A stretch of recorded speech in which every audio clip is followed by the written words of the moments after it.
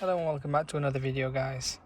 So today I'm going to be showing you a little bit of information about this vehicle. It's a Vauxhall Insignia, the Astra. Most of them are the same. This is the diesel version, and the car goes into lit mode. Now the gentleman has changed the MAF sensor and it's still the same.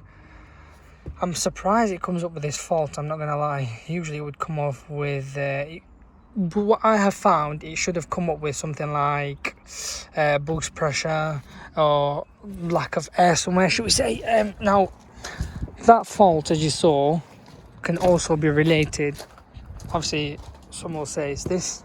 As you can see, they've already changed it, new one, still the same.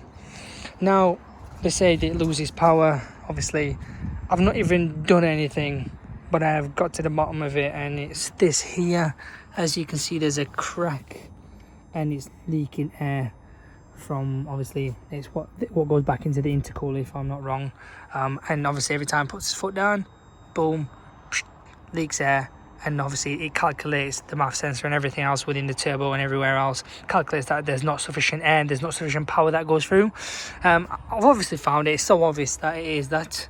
We'll hopefully change it, and then that's it really. That fault, I just want people to know that fault is not only to do with this, it's to do with the whole air system from there, what goes into the turbo and then back into the intercooler and all the way in. It's quite, I'm not going to say it's quite common, that is common, I'm not going to lie. And I have come across one or two of these, but very rare, but mainly this is another problem. And just Vauxhall for you really. Don't buy them. That's my recommendation.